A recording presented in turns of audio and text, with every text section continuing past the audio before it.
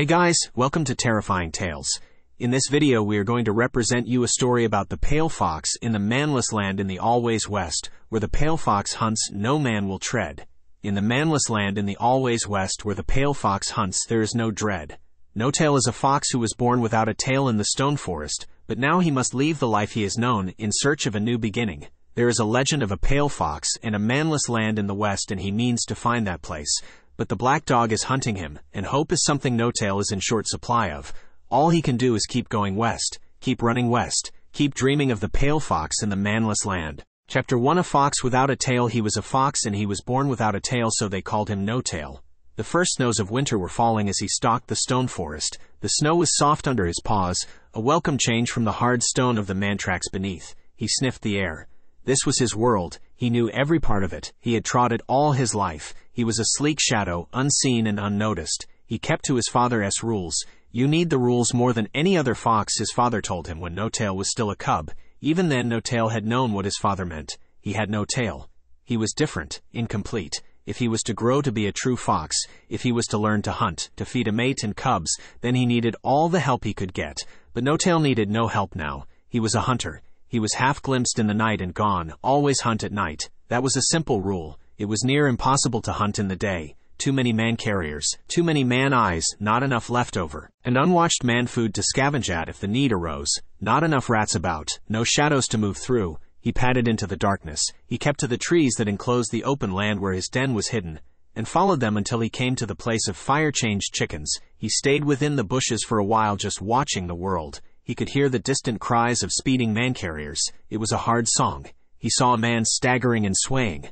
The man was drinking the stinking water. He was shouting at the moon. Notail looked up to the moon. The moon was bright tonight, but there were fat snow clouds that would soon obscure it. He looked back to the man and shook his head. What fools man was, he thought. Man expects all the world to listen. Even a fox without a tail knew the moon never answered back. The man passed on. His sound faded. This was it. This was Notail's time. He could hear any whisper of sound that came, any bird fallen from its nest struggling in the undergrowth, any rat nose in through the undertracks below, any cat scratching itself, purring in ignorance.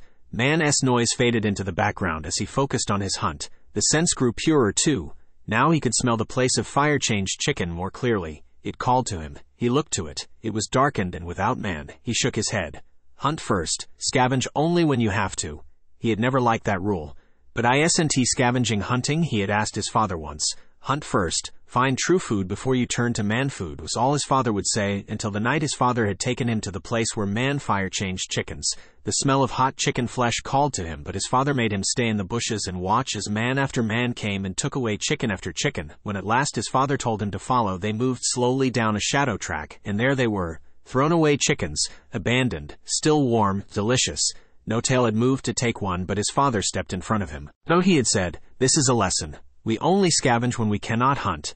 That night Notail had dreamed of warm fire-changed chickens, of biting through crisp skin into moist meat, of having one all to himself like a man might. Notail knew his father was wrong. It took as much skill to scavenge, to find the right places, to avoid man, to beat other foxes to the prize pickings, as it did to hunt a rat. He turned away and padded along a man track. He moved silently down shadow tracks behind mandans. He saw abandoned man food, overspilling and near rotten. There was so much of it. It was food, good food. It would feed him well. From habit he marked the places in case his hunt failed. He smiled at the thought. His hunt had never failed. He moved deeper into the stone forest. The night grew colder, but he did not shiver. He was too focused on the sounds around him. The heavy slamming of an opening made him freeze. Man voices made him slink against a stone edge and wait. He saw two cats fighting. Or cries chasing away all other sounds. He watched them fight. Maybe I can hunt the loser, he thought. But there was no loser. Eventually the cats stopped fighting and Notail moved on past sleeping man carriers. He came to a wide man track. He knew this place well. It was a place of danger. He watched the man track. Beyond it were great mandans with open spaces separating them and wild rabbits everywhere. He had hunted there from time to time, found lazy rabbits dozing full with grass. It was a good place to hunt. Huge man carriers came thundering along the man track. They were fox-crushing man carriers, but he knew he was too fast for fox-crushing man carriers. Always be quick. That was another of his father's rules. Never linger on the man tracks. The man tracks of the stone forest were open graves for many of the foxes Notail had known. When Notail hunted, he would see their ruined bodies crumpled against stone banks, broken, ignored by man, left to rot or be fed on, whichever came first. as another man-carrier roared past. He ran. He could hear more coming, but he was so fast, they would not crush him. He felt their lights, bright as the sun at dawn, burning at him, but he did not fear them. He ran, and soon their din was lost behind him. He padded away from the man-track and came to a large mandan. He could hear man voices inside. They were laughing, he thought, as he watched their silhouettes. They are happy. His stomach rumbled, and he roamed some more. He saw crows perched high up on the spike of the strange mandan where man came to kneel. He watched them. They watched him and knew he could not hunt them. Crows are tough meat, that's what his father always said. Tough and bitter. Dark, he heard one of them call. Dark, a second crow answered. One after another they called, just that one word over and over. Dark, dark, dark. The moon was hidden now. Yes, they were right, it was dark. A darkness that pressed down on the world and seemed likely to never lift. Foolish crows, he thought, the world was lick. This every night, and morning always followed. Notail moved on. He padded along a perfect line of man-planted trees onto a swath of snow-whitened grass. Ahead of him was a great mandan. He could smell meat fire changing, and there was smoke rising out of the mandan, gentle wisps of smoke that said it was a warm place. He sniffed as he padded closer to the mandan. He could smell no dogs, no cats. There were no rabbits dozing, just the beckoning scent of man food, hot man food. Never feed from man's hand. Notail often wondered how much easier his life would be if he disobeyed that rule. There was a woman here in the stoneforest who fed foxes. He had watched foxes feed from her hand, lick at her hand. They were no better than dogs. He was a fox.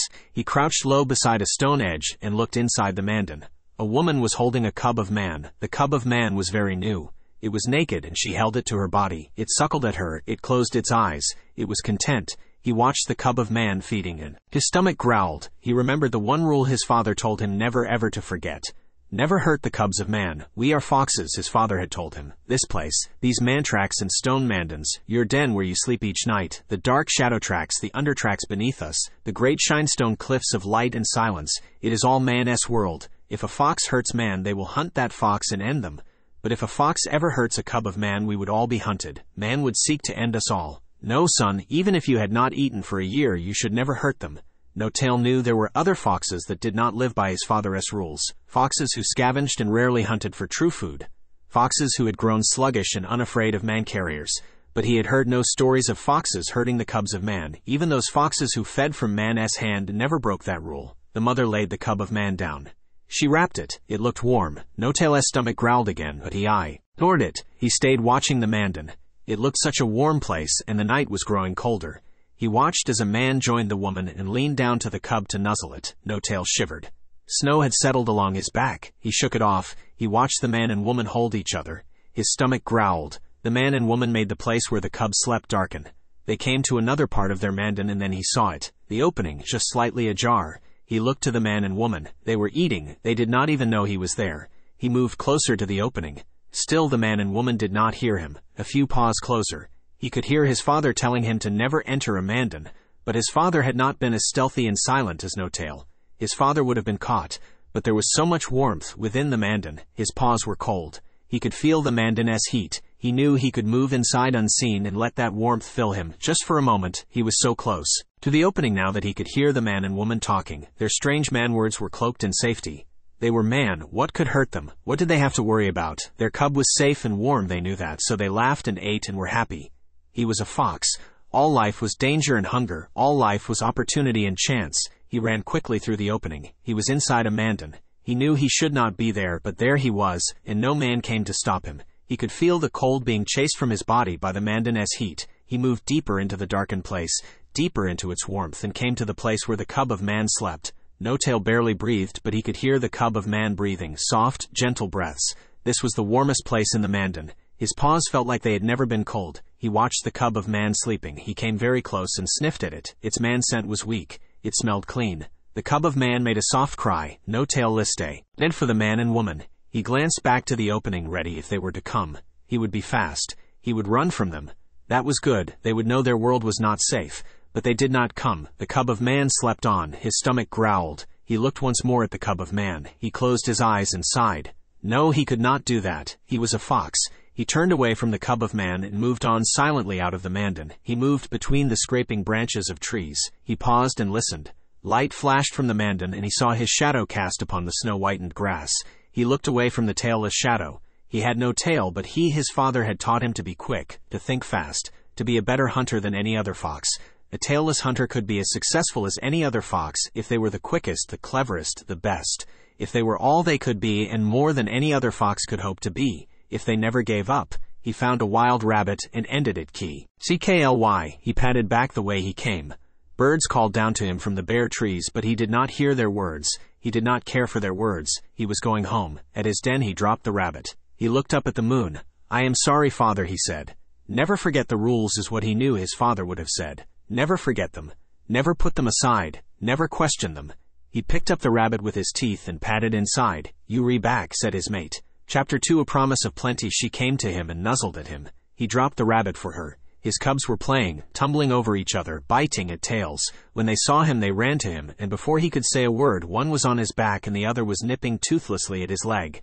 "They retired," said his mate. "Don't get them excited." Notail crouched low as the cub jumped from his back. "I feel like hunting," he said. "Maybe I could catch a tasty cub or two." The cubs crouched low, picking him. Notail edged closer. The cubs came forward too. "They might eat you before you eat them," his mate said. He laughed. "I am the greatest hunter in the stoneforest," he said. "How could two little cubs best me?" The cubs barked and leapt forward. "Ouch," he cried, and falling to the ground he rolled over and over, the cubs rolling with him. They hunted me," his mate laughed. The cubs growled and bit at him. They would make good hunters one day, he thought. He lay on his side and put his paws in the air. "I give in," he said. "You win." His mate brought chewed bits of rabbit flesh and the cubs ate the mulched pieces. When they were done they laid their heads against his. He could feel their soft tails swishing against his fur. There were foxes, even his brothers, who had told him that because he had been born without a tail he would never find a mate, and he would sire no cubs. But he had found a mate, even before all of his brothers, and he had fathered two healthy cubs with perfect tails. He looked to them, his perfect cubs. In time the cubs fell asleep. Notail ate some rabbit, and then he too closed his eyes. He dreamed of his den before his cubs, before his mate. It was a bad dream, a dream of emptiness, of loneliness. He was woken by his mate nuzzling her nose against his. He had hardly slept. Morning had still not chased night away. "They'll be hungry again soon," she said. He rose carefully, and she took his place beside the cubs. He looked outside. The stone forest was waking, and snow was falling. "It is heavy," he said. She nodded. "It is falling early too," she said. He saw the fear in her eyes. He knew what she was thinking. Winter was no time to bring cubs into the world. Hard hunting meant hungry cubs. Not for Notail, though. He knew he could find them food, even if the world was trapped in winter forever. "I will find plenty for us all," he said, and nuzzled at her. "I found us a fat rabbit. I will find us a rabbit every night. And when there are no more rabbits we will have fire-changed chickens." "I know you will," she said, and closed her eyes. "But it is going to be so cold soon, I can feel it." He nuzzled. "I will find us food," he said, and she smiled. Notail watched his cubs and mate. They were sleeping. They slept so much now the world was giving in to winter. Beyond them he could see the veil of white draped over the world. A chill air swept into the den. He settled down beside them and closed his eyes. He was a fox. He would never let them go hungry. But the days passed and the snows fell and the world was cold beyond cold. It had been 5 days since the cubs had eaten. Winter was squeezing the life from the world. A shroud of snow covered the stone forest. It suffocated any chance of scavenging and chased the rabbits and rats into deep sleep. He was a fool. Winter was a bad time to hunt and a worse time for a fox to bring cubs into the world. "If you're lucky and you find yourself a mate," his father had told him once so that his brothers laughed. "Make sure your cubs come in summer. It is a good time for cubs summer. Plenty to eat." He should have listened, but his mate never had a family. She had been alone for too much of her life. He wanted nothing more than for her to never be alone again. "We should have 2 cubs," she said to him long ago. 2 would be a good number. 2 little no-tails. "They will have tails," he said, and she laughed. "What is wrong with not having a tail? You don't have one, and look how happy we are," she said, smiling. She always teased him about the shame he felt for not having a tail. She had even promised once to make him a new one from branches and leaves. She told him she would entwine flowers in it, fresh ones every day. "They will have tails," he said again, and she laughed. "As long as they have us, they will be the happiest foxes in the world," she said. And when the cubs came, they were happy. Until now, until winter followed them into the world, until winter came and made their stomachs empty. His mate sobbed the first night he came home without food. "I can lose them," she said. He tried to calm her, but she would not stop crying as they suckled on her, drinking her last drops of milk. "You don't understand what it is to not have a family," she said. She was right, he did not. He had always had his father and mother, even his brothers. She was a lone fox and always had been, fatherless, motherless, without a family. When he first saw her hiding in the wildflowers beside the lake, he could not believe a fox could be so thin. And yet she was beautiful. On that first day she would not come out of the wildflowers, but every day after he would come back, and so would she. When they supped at the lake together, he knew they would never be apart. He could not fail her, not now. He would not. He looked to his cubs. They were sleeping. It was the hunger that made them sleep. Hunger like that could make a cub sleep forever. If you could just do something, anything, she said. Maybe we could sleep until the snow melts. One good hunt is all we need. One real feed. Promise me you'll find something. He remembered another promise he had made to his mate long ago. I will always keep you safe, he had told her. It was a silly promise to make, but he was young when he made it. His heart ached at the memory. Every night he had been out and found nothing. Every night he had gone to the place of fire-changed chickens, and even that was no use. The shadow tracks were empty of thrown-away man food. The world was frozen, but tonight he would hunt and he would find them something. He would find his own prey. He would kill and bring that fresh kill to his cubs. They were weak. They needed food, any food. They needed something to make them strong. And if the true food was hard to find, he would scavenge. He would find food. That was all that mattered. He nuzzled his mate again, but she said nothing. She was as weak as the cubs. Her eyes were closed, but shush. He was not sleeping. She was only closing off the world. She was only hoping. He nuzzled her. I promise, he said. He padded out of his den into the chill night. He brushed past a snow-heavy branch. Icy flakes fell to his fur. Chapter 3 News from the ashes. The stone forest was quiet. The man tracks were empty. Even man seemed to be staying inside his mandans, warm and full of food. He smiled. They did not have to hunt. He moved along man-track after man-track, sniffing the air all the time. The scents of the stone forest were shrouded in cold, hidden, lost. He could barely smell the undertracks. His paws were freezing as he sloshed through gray slush. Down a narrow shadow track he saw a thin rat, but the cold had even taken away his stealth. His labored, near-frozen breath startled the rat, and it was gone. He could not fail his mate, not now. He climbed higher into the stone forest. Man-carriers moved slowly, sliding along the man-tracks. He saw a man slip on the ice. The man shouted words to the air and stood, rubbing his head. The man walked on unsteadily down the slick man-track. Notail was hungry. Morning was approaching, but still the darkness lay heavy.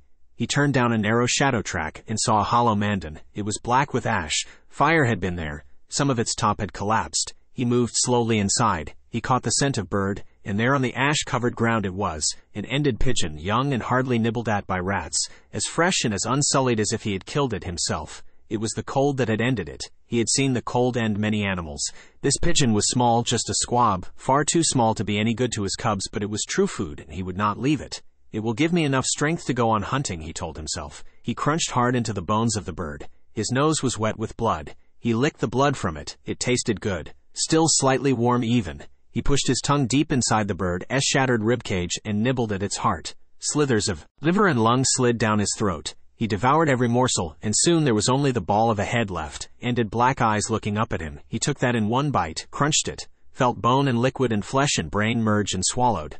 Dark, dark, dark came a voice. He looked up, blood smearing the fur about his mouth. Watching him were more pigeons. The place was full of them. So many alive black eyes looking down at him. He wondered if they had known the bird. Dark, dark, dark came the voice again. He could not tell which bird spoke to him. Leave me be, pigeons, he called back up. I know it's dark, dark and cold. The pigeons stared down at him. 100 cold eyes watching. Fool, fool, fool, came the voice, and one of the pigeons hopped down from its stone hole to the ash floor. It came very close to him. Its head bobbed up and down. It puffed its chest up and then scratched at the blackened floor. The pigeons above echoed his scratching in the harsh sound Rebo bounded from the stones. What do you want? Notail shouted, and he snapped quickly at the bird. Maybe I could kill it and a few of the others too, he thought. That would make a good meal. The pigeon hopped back. You fox, it said. All you foxes, we are sorry for you. Sorry, sorry, sorry, echoed the pigeons. Notail snapped again, but the pigeon only hopped back some more. Why should you be sorry for me, he said. I should be the one feeling sorry for you. You are just pigeons. I could eat any of you if I wanted to. The pigeon shook its head. Dark, dark, dark, it said. You do not know yet. The tale has not reached your ears. Big fox ears, deaf ears, you have not heard. Have not heard, have not heard, have not heard, sang the pigeons. Not heard what? Notail asked. He wanted to pounce on the bird, break its neck with one bite and shut it up, but something held him back. Dark, dark, dark. He remembered the crows calling. Bad foxes, said the bird. One of your kind has hurt a chick of man. Maybe it was you. Maybe you have tasted other blood tonight. The chick was hurt very bad, made to end. Now man is angry.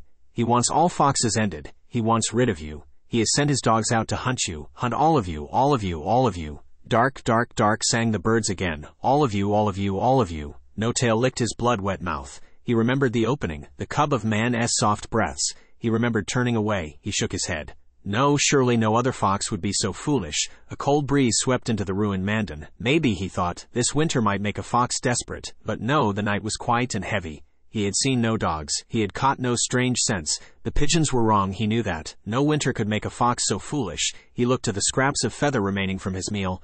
I ate their friend, he thought. They want me to feel their fear. Be quiet, he said, and turning away he went out into the night. Never listen to a bird's nonsense. That should have been one of his father's rules. Morning was close. The stone forest would be abuzz with the awakening of man soon, and still his cubs would be hungry.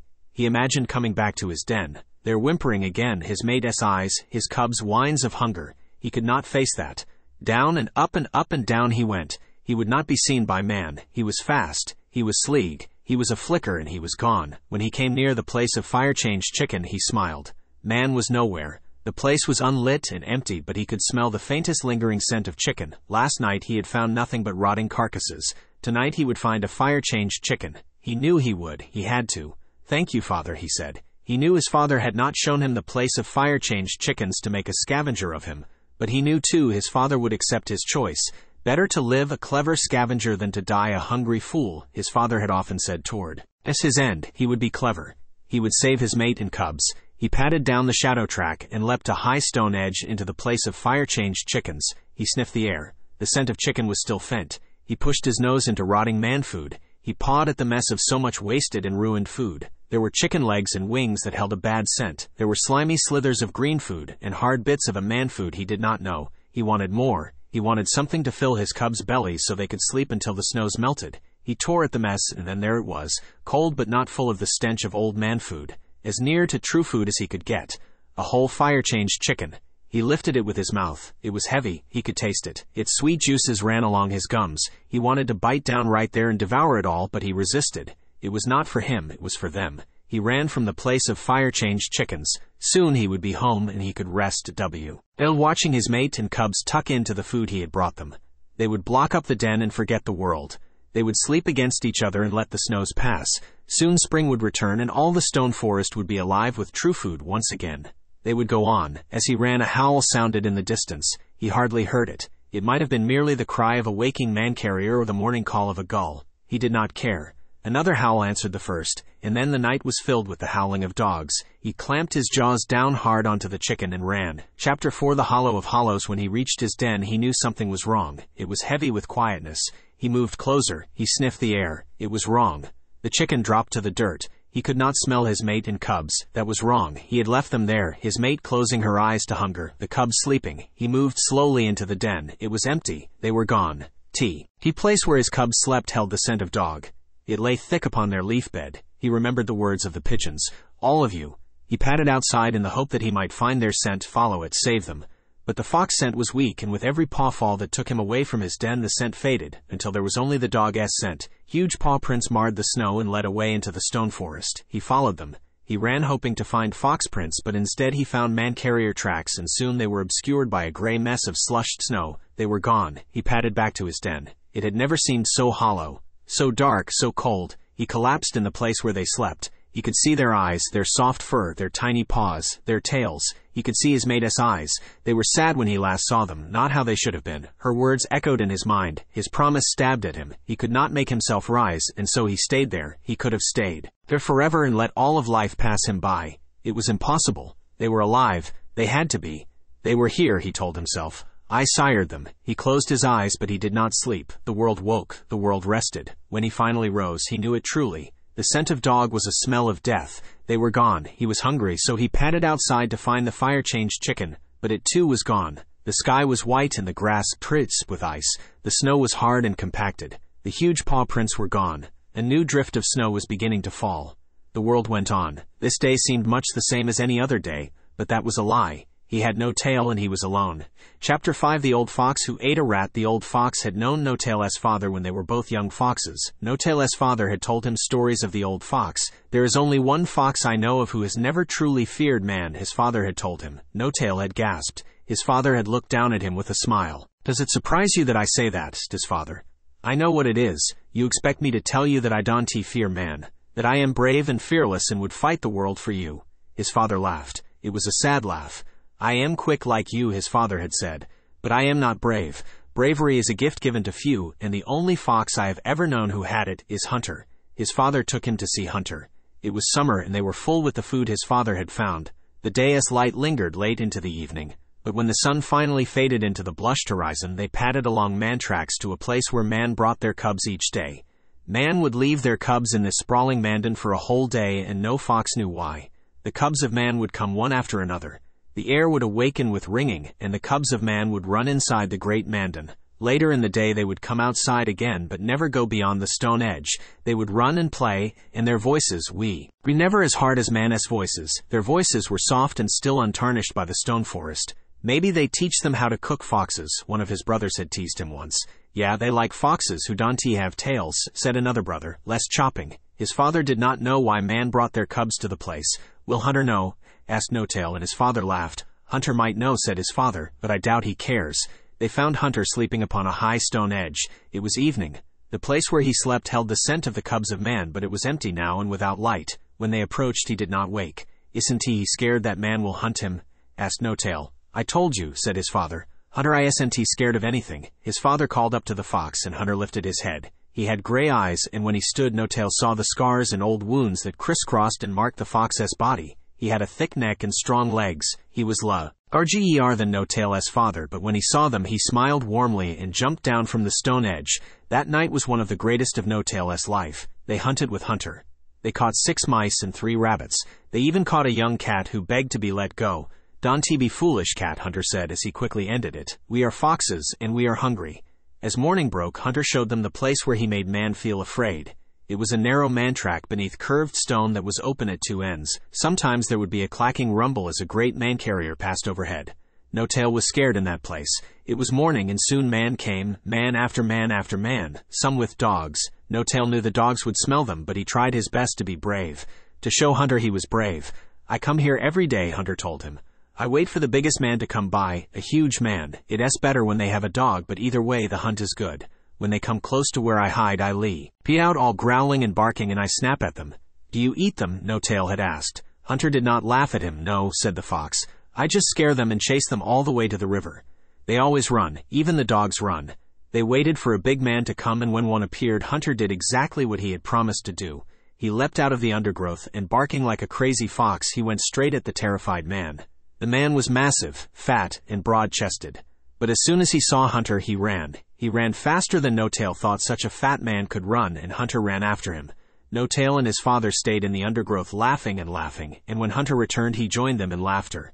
They ate the cat for breakfast, and when Notail got back to his den, he told his brothers he had met the bravest fox in the world. Hunter was old now, old and whitened and withered, and a ghost of who he had been. He was sitting on the same high stone edge where Notail had first met him. His legs were stick-thin now, his neck too weak to hold his head high. His body was covered in so many scars. He was gnawing on a rat when Notail found him. He looked up as Notail padded near. Fear bippled through his fur. His stick-thin legs trembled slightly. His gray eyes were wet like they were always ready to weep. Man is hunting again, Hunter said, his voice quivering with age and uncertainty. A fresh cut ran across Hunter muzzle-s, wet and yellow with infection. He had few teeth left. They don't want us here, Notail, said Hunter. We should never have left the Manless Land. Notail was hungry. He eyed the rat. Hunter could not break through the rat's bone into the meager marrow beneath. It was wasted. Where do they take foxes? Notail asked. Hunter cocked his head and his tired eyes blinked slowly. They don't take them anywhere, he said. Notail had known that, but Hunter, saying the words, buried the last scraps of his hope. They were gone. Why do you ask me this? Asked Hunter. Notail did not want to say the words. If he said them, they would be true. They would be known. Man took my mate and cubs, said Notail. Man sent dogs to end us. They ended my mate and cubs. Hunter nodded. Dark times have come, he said. I am sorry for you, Notail. You should leave this place, and go where? Asked Notail. Hunter lifted his head slowly. He looked tired. An opening slammed shut not far away, followed by the laughter of man. Notail glanced around the place where the cubs of man came, but they were alone. The cubs of man were not yet awake. Hunter went back to his rat. You should find the pale fox, he said between gummy nibbles. Notail remembered stories about the pale fox. In the Manless Land in the always west, where the pale fox hunts and there is no dread. It was an old rhyme, a poem to speak on cold nights, to warm the world with words. It was a myth. It was a story for cubs and fools. There is no pale fox, said Notail. Hunter looked at him hard and for a very long time. He looked at him from his nose to his tail stub. You have no tail, said Hunter at last. When you were born I told your father to leave you out in the cold because a fox should be fully formed or he is no fox at all. I thought then that a fox born without a tail would become weak through his inadequacies, a burden on all foxes. Your father would not listen to me. I see now he was right.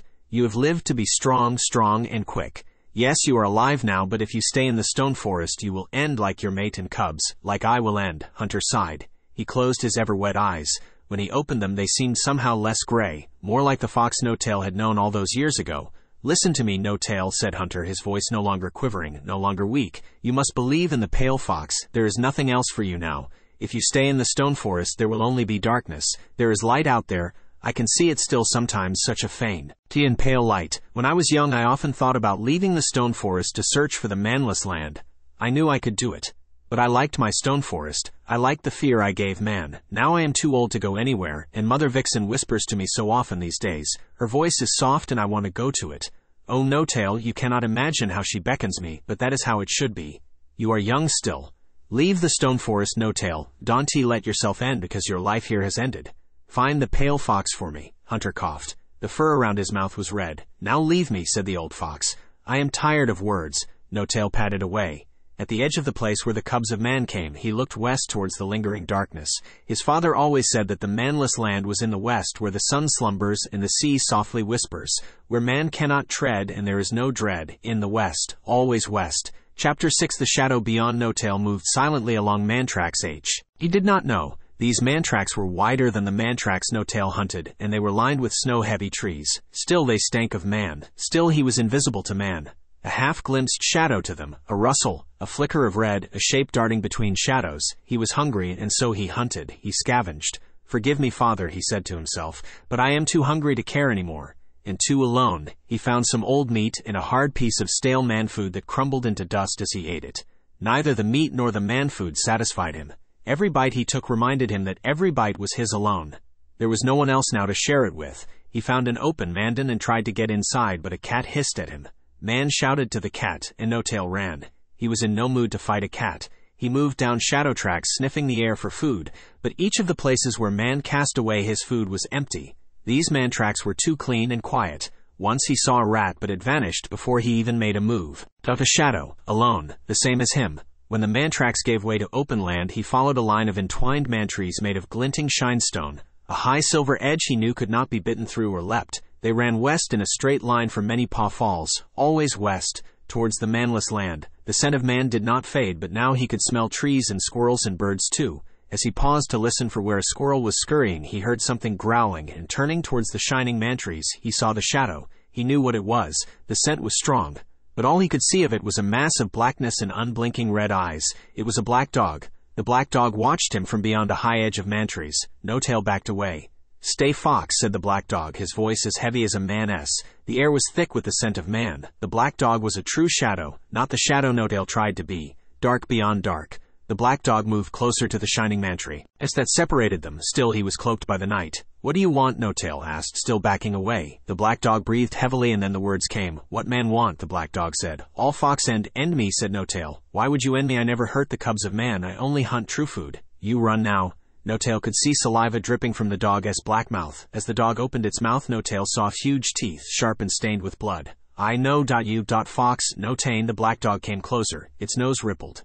I know your scent. Then it seemed to stop and smile.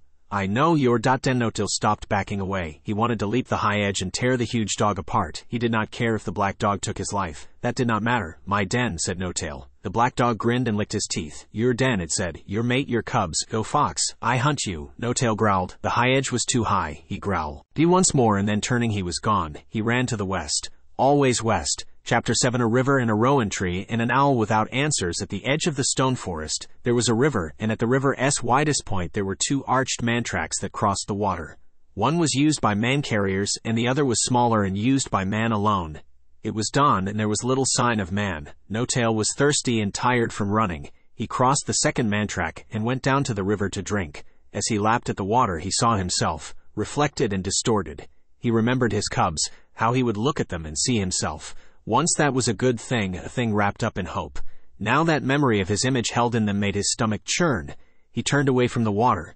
Where are you going? Asked a voice, and turning to it, Notail saw an owl perched in a rowan tree. To the west, Notail answered. Why? Notail hesitated.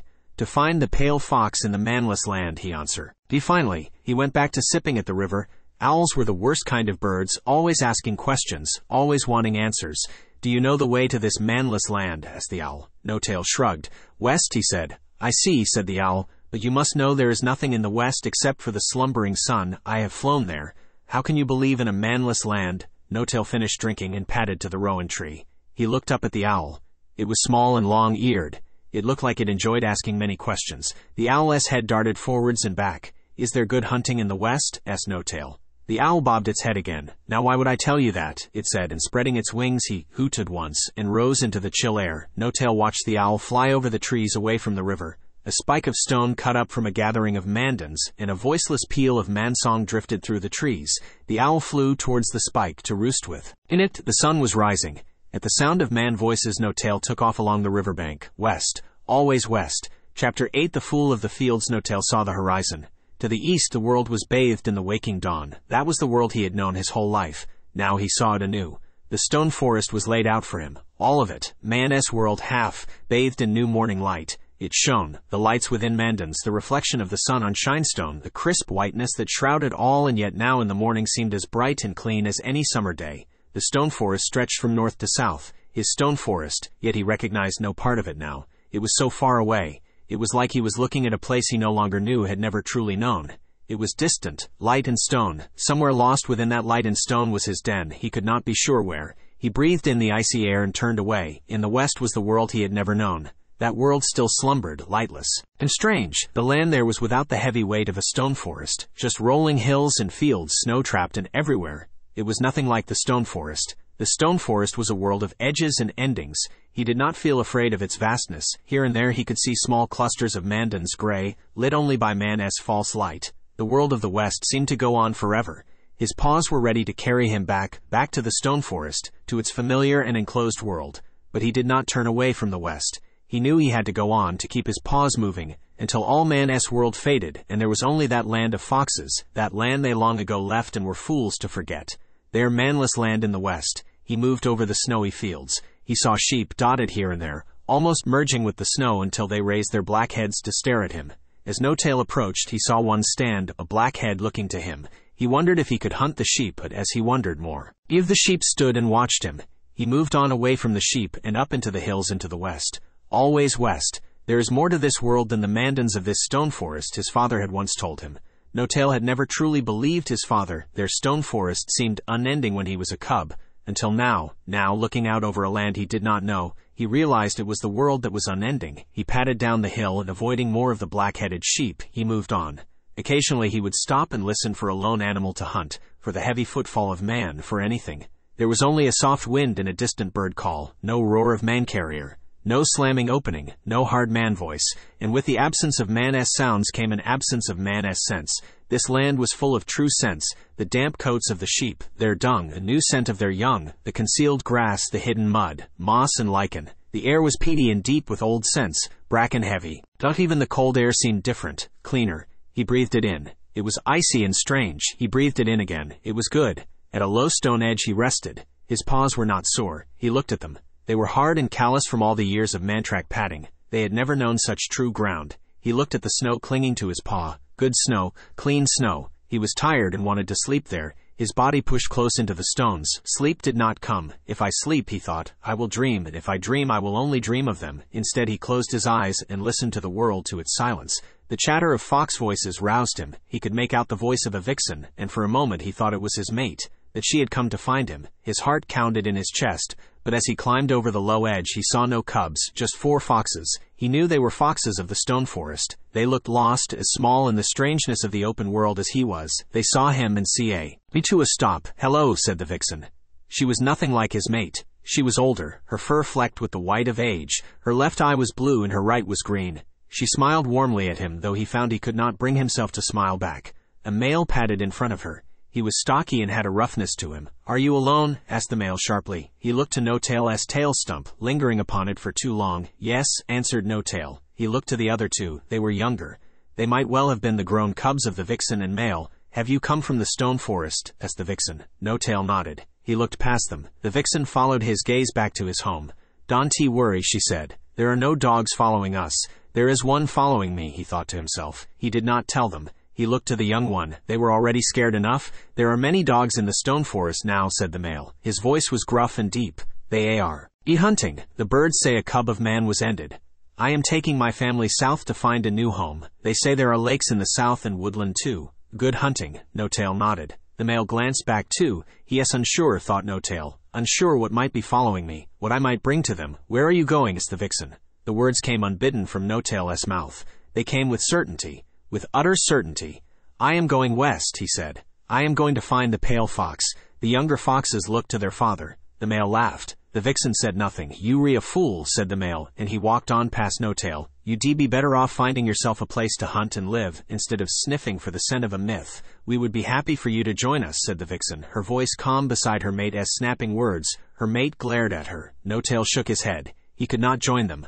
Alone, it was better to be alone. Alone was what he had to be. There was no need for paws to pat along with him, for foxes to be hunted as he was. He looked to the young foxes, 2 of them with perfect tails. They had a den once. They would have played together. They would have played with their gruff father. No, he had to find the west for himself. The south was not his path, it was their path, their choice. His choice was west, always west. The younger ones followed their father, but the vixen stayed. She was looking at him with wonder. Are you really trying to find him? She asked. The male barked for her to follow, but still she did not move. Yes, Notail told her. I am going west. I mean to find the Manless Land, she smiled. He had never seen a fox with such eyes. You will, she said. The male barked again, and this time the vixen followed her mate. Notail stayed beside the low stone edge, watching the 4 foxes fade into the distance. They moved slowly south. Notail wondered if the male was right, if there was good hunting and good woodland that way. He doubted it. Man, he said to himself, there is only man's world that way. It is not the west. Chapter 9. There once was a young dog tied to a tree. The young dog was tied by thick twists of mangrass to a solitary tree in a white field. The snow was thick on the field, and the young dog was shivering. Notail had seen dogs like this one before in the stone forest. They were always at the end of shinestone chains, and their masters were angry and bare-chested. Notail had heard stories of foxes being hunted by dogs like this one.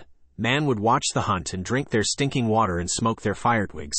Notail crouched low in the snow-blanketed grass and watched the young dog. It had given up. Where the mangrass was tied about its neck, there was dried blood. There was a strong, acrid scent in the air. The young dog's muzzle was a mess of old wounds. Its eyes were closed and crusted with clumps of blood. Notail could see the young dog's chest slowly rising and falling. Defeated yet alive, Notail moved closer, but though the young dog's eyes flickered open, he did not stand. Who tied you here? Notail asked. The young dog closed his eyes again and sighed. He was very young. I don't know, he said, his voice soft and new. I was sleeping and I woke here. I don't feel good. There is too much of this place. Notail moved closer. He stayed low, ready to run. He knew not to trust dogs, even young dogs. Is your master near? Notail asked. The scent of man was faint. I don't know, is the young dog. I don't think I have one anymore. Notail looked about the white field. There was only the snow and a single crow watching them. The young dog was right. This world beyond the stone forest was vast. He looked off towards the west and wondered how much more of it there was before he reached the Manless Land. He might have to walk for years. This world was not enclosed like the stone forest. This world of field and hill and woodland and stream went on forever. Notail moved closer to the young dog and sniffed at the mangrass. He bit at the mangrass. All the time Notail bit at the mangrass, the young dog stayed still with his eyes closed tight as if asleep. When the mangrass was finally bitten through, Notail nudged the young dog. Get up now and go on your way, said Notail. The young dog's eyes opened fully. He looked at the bitten-through mangrass, and then at Notail. You broke it for me, said the young dog. He stood. His fur was a dirty yellow, soaped and matted with dark tufts of old blood. I did, said Notail. Do you have a name, dog? The young dog shook his head. I don't think so, he said. Sometimes I think I might have had one, but I can never remember it. Every animal needs a name, said Notail. Even a dog of man. Notail moved away. Where are you going? The young dog called after him. I am going west to find the pale fox in the Manless Land, Notail called back. Do not follow me. Chapter 10. Questions from a young dog. The young dog followed Notail for 2 days.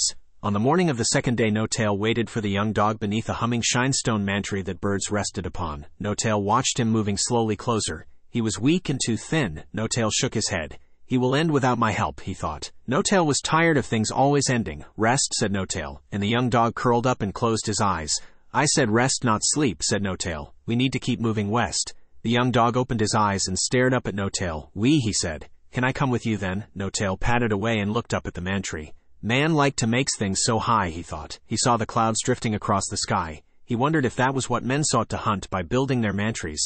Did they mean to hunt the very clouds from the sky? He could not understand the ways of man. Yes, he said at last, you can come with me. Now rest, we will move on soon. The young dog fell into a deep sleep, but Notail did not wake him. Instead, he watched the sky fill with clouds and snow fall from the clouds. He let the snow settle along his back and on his ears and on his nose and on his tail stub. When the clouds parted and he saw that the sun was at its highest, he woke the young dog. Are you from the stone forest? Notail asked him when they moved on from the shinestone man-tree. The young dog thought about the question for a while. I don't know, he said at last. I remember where I slept was hard and cold. I was always cold. A man brought me water sometimes. A cub of man would watch me from high up inside its mandan. Have you ever hunted? Notail asked him. A rat came into the place where I slept once, said the young dog, but I didn't feel like hurting him. What do you eat then? Notail asked. Man food mostly, said the young dog. I don't get much. Notail hunted and shared his catches with the young dog. It was never much. The land was still new and strange to Notail. He had no shadows to slink through. On a day when the sun was high and the snow had finally stopped, the young dog stared up into the vast blue. What is that? Asked the young dog. That was his favorite question, but there were others he liked too. Can I eat it? Can it eat me? Why does the sky cry? If I leap high enough, can I touch the sun? Why is the ground soft? Where does the world go? Can I be a fox too? Why aren't you a dog? A manbird moved slowly through the echoes of cloud. Man likes to be more than a man, Notail told the young dog. They make manbirds and man-carriers and manfish. They try to make every part of the world their own, even the skies above. The young dog watched the manbird fade to a speck and vanish into the west. Always west. But not the manless land, said the young dog. No, answered Notail. Not there, not yet. The young dog kept staring to where the manbird had been. We should keep moving, said Notail, but the young dog would not move. I am not man-s anymore, am I? Asked the young dog. Notail sighed. Maybe not, he said. But we should keep moving all the same. The young dog still did not move to follow him. I am with you now, said the young dog. I am safe with you. Notail did not know what to say. He shook his head and padded away. Eventually, the young dog followed him. Chapter 11 The Great Hunt. In time they came to a lonely mandan. They watched a man-carrier wake and take a woman and her cubs of man away. A second man-carrier remained sleeping. There was a cow prodding the snow-trapped grass with her hooves hemmed in by a low stone edge. Within that edge the grass was covered with many mandings. It was a half-wild place, and not like the mandans of the stone forest. What is the cow for? Asked Bone. Maybe they could not find a dog, said Notail. The cow ignored them. Can I hunt it? Asked the young dog. Not that, said Notail, eyeing the cow uneasily. It is too big to end. We will find something else. Bone wagged his tail. And I can hunt that, said Bone. Notail nodded. Remember, if we find something that you need to stay low, keep quiet, pounce quickly, he said. The young dog nodded. They circled the mandan, but it was closed up tight. Notail could see a fire-changed chicken cooling inside. He never wanted to taste a chicken again. There, said Notail, and Bone followed his gaze. A wild rabbit was resting beside the man-carrier. Are you ready? Asked Notail. I think so, said the young dog. Remember, feel no guilt, said Notail. You are a dog you need to feed. Move swiftly, bite deep, end it quickly. Dante let it know what is happening. It is better that way. The young dog moved forward. His tail was wagging fast. His back legs were twitching, ready to lunge. The rabbit did not move. It stayed there beside the man-carrier like that was the safest place in all the world. Now, said Notail, and the young dog was off. And then the rabbit moved. It darted under the man-carrier. The young dog followed, barking madly as he ran, ignoring all Notail's words. He just about fitted through the cramped gap. And then they were both off again. The rabbit was fast and clever, and the young dog was clumsy and not as fast. The young dog knocked over everything in his path. Flower holes and scrape makers, and change trees and leaf enders and stone men were sent flying. The young dog did not try to dodge a thing. And the noise he made, Notail could not believe the noise. Silence, that was the key to a hunt, thought Notail. Even in the clamor of the stone forest, it was important for a hunter to claim silence for himself, to move without adding to that clamor. But the young dog brought only clamor and chaos to the hunt. It was all such a mess. The rabbit and the young dog disappeared behind the mandan. Notail heard clattering and crashing. Then he saw the rabbit again. It looked at him. It might have been smiling. It knew the young dog would not catch it. Notail growled. Enough, he said to himself as the young dog paired panting behind. Hunting is a skill to be mastered. There will be other times for the dog to hunt. Notail joined the chase. He would end the rabbit quickly. And all this would be a lesson to the young dog. Be faster. Think quicker. Act swiftly. But even as Notail took off in pursuit, the rabbit had vanished. There was only the snow and the cow watching and the young dog panting for breath. The young dog's head looking this way and that in search of the rabbit. They padded forward to where the rabbit should have been. There was a hole. It was dark and deep. The rabbit was gone. The young dog sniffed at the hole. "Can I fit?" he asked, and he made to push himself into the hole. His head alone barely fitted. "Stop," snapped Notail, and the young dog froze. "There is no point. It is gone." "I am sorry," said the young dog. His eyes were full of sadness. Notail could not scold him, not when he looked so deflated. "Maybe," thought Notail, "I should at least try to turn him into a hunter. He will end without my help. Let him watch me hunt," he told himself. "There is no better training than watching me hunt." "We will find more," said Notail. "You will be a true hunter one day." All the disappointment left the young dog's face, and he smiled. "I will," said the young dog, his tail wagging. "I'll be as good a hunter as you one day. I will." Notail said nothing to that. Once he would have laughed at any creature who would say such a thing. Now he did not care. It would be good for the young dog if he became a true hunter. And maybe, he thought, I was never such a true hunter after all. He looked around the gray, sludgy grass that enclosed the mandan. The cow had stopped hoping to find a feed beneath the snow and stared at them.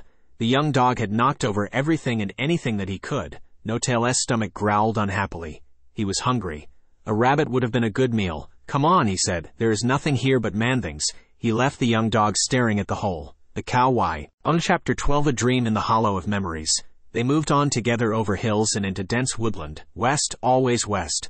"I am hungry," said the young dog, not for the first time. Notail sniffed the air.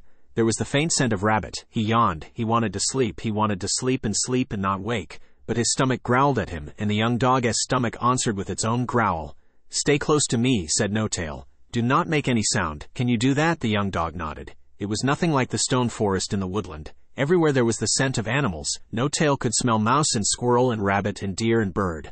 A world crowded with true scents, not cluttered with man's scents. When they found the rabbits, the young dog's tail wagged. "Remember, be quiet," said Notail. This hunting was different too. In the stone forest, the world was not so silent. Here in the woodland, there was only silence. The rabbits were silent. The wind was still. And the young dog was silent. Notail was silent.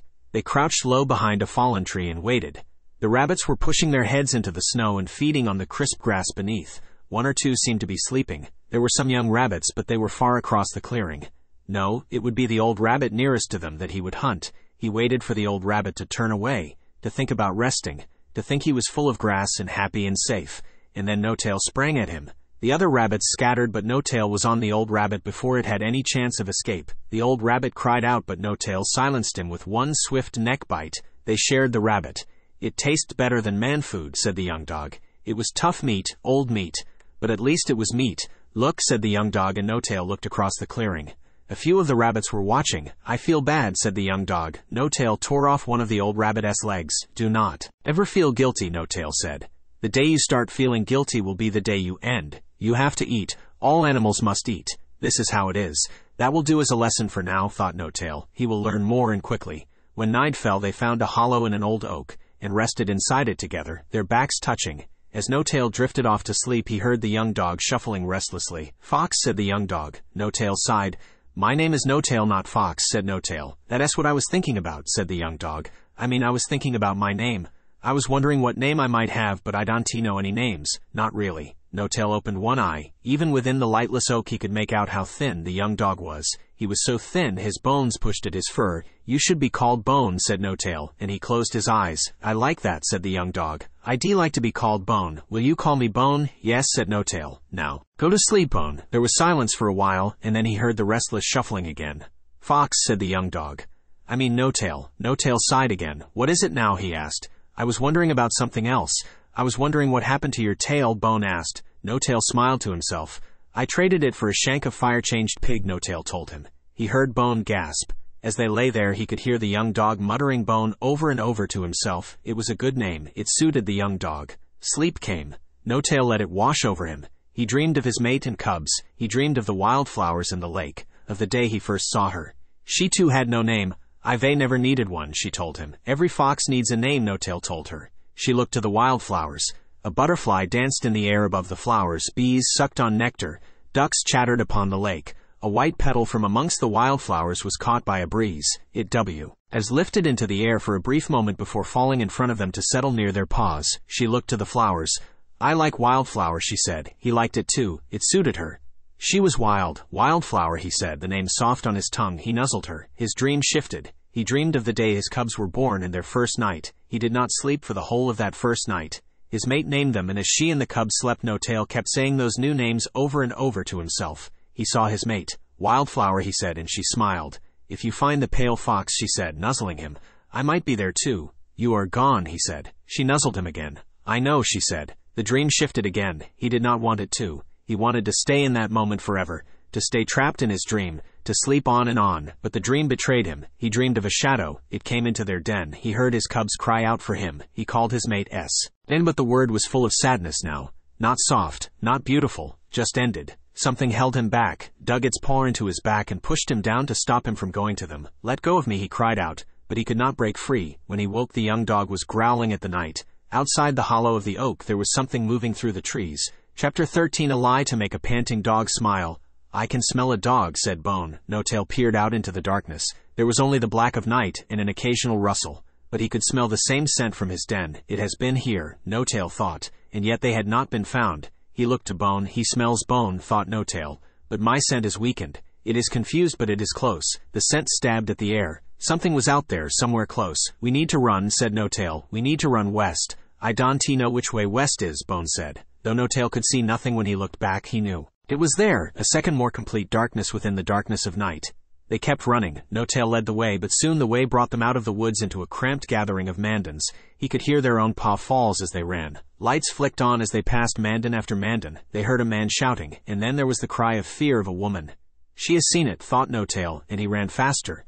They climbed man-tracks. They shut down man-tracks, and they did not stop. Dark, dark, dark came a call, and 4 crows flew over them. Run, fox, they called. Run, run, run. He glanced back. The way they had come was bright with the false light of Mandans now, and in the gaps between those lights he saw a shadow moving. He was sure of it. A deeper black in the black of night. It never came into the light. It stayed within darkness. Keep running, Notail cried back to Bone. The young dog was tiring, but Notail would not stop. It is coming, called Notail. He could Our Bone panting desperately. They ran down a steep and icy man-track and leapt a stone edge into a field of wild grass. The grass was crisp with ice, and at the far end of the field where the grass was not so high, Notail saw them. 4 foxes, one a male, standing ahead of the others ready to fight. He looked to the dark sky, but he had no idea which way was west and which way was south. They are here, he said to himself, so I have come south. Notail glanced back. It is coming, he thought. Run, he cried without slowing. He is coming, run. The male looked to the Mandans, and then with a bark from him the 4 foxes broke away from Notail and Bone, vanishing into the trees behind him. Notail could hear Bone still struggling to catch his breath. A murder of crows broke into the air. Their call was distant, but he heard it clear enough. Run, run, run. Keep running, said Notail, so on they ran. They bounded over a squat stone edge and through dense bushes. Soon they were running past more Mandans, lonely ones, Mandans clinging to the edge of the wild. Notail caught a glimpse of a woman scattering man food upon the winter-held grass. A cat was watching the woman. Time and time again he looked back. Bone was far behind him now, but the young dog had not given up. Soon there was only the night around them, no chasing shadow, no howl shattering the world, no growl waiting, no claws descending. Notail could feel his own heart bursting, his lungs stuttering. He thought of Bone. I have abandoned him, he said to himself, and he stopped running. They were at the line of Mandan's end, and a moor waited for them just beyond a barren man-track. Why have we stopped, said Bone, panting. I am not tired yet. The young dog could hardly get his words out. Notail looked down the dimly lit man-track. A man-carrier was beginning to roar into waking, but there was nothing else. We are safe, said Notail.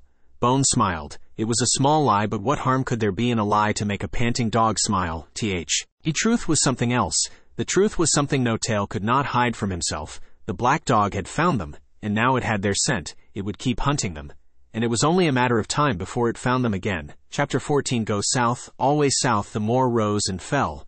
They padded long into the day's end and into the evening, back into the darkened hours of the sun's slumber. Their paws were cold with snow. Occasionally Notail would glance about, but he saw nothing. Eventually they were both exhausted. Notail came to a stop at a place where the moor sloped down towards another gathering of gray stone Mandans. He wondered why man stayed here on the moors when they had the stone forest to go to. Leave the moors for foxes. Bone's ears pricked up. He was looking out across the moor. What are they? He asked. Up on the moor ahead of them were stone shapes. Some stood tall and some lay flat upon the snow. They stood in a circle, and within the circle were more shapes. For a moment Notail saw the shapes of foxes, but they were not moving. It is only stone, he told himself. But something drew him to the circle. A faint scent of fox on the air. Stay here, he told Bone. He moved slowly towards the stones. They were moss-covered and old. Man does strange things, he thought to himself as he passed between them. It was then that he saw them, 4 foxes lying as if they were sleeping, the young ones beside their mother close together so their paws were almost touching, as still as stone but not stone. She had one eye open, her green eye. The father was at the circle's edge. He was covered in claw marks. He had fought, but he knew why they were there. The truth of it hammered into his heart. In the field beyond the Mandans his scent had crossed with theirs. Yes, he and Bone had escaped, but not because they were fast or clever. They were lucky, and someone else had paid the price. "I am sorry," he said. He thought of the father fighting, defending his family. He closed his eyes. Cat was something he could never have.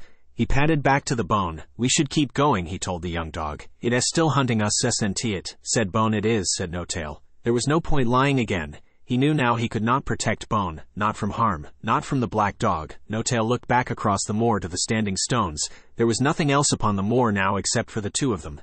"If he stays with me," thought Notail, "he will become as still as stone." Chapter 15. Where the manbird flies, we say our goodbyes. They moved on over the moor. Once or twice they saw a man, so they would crouch low. One man was pointing an end stick at the sky and making the birds fall. He had a dog with him. Notail hoped the dog would not smell them. The dog's ears pricked up and he looked at them over the moors. "See," said Notail, "even man hunts."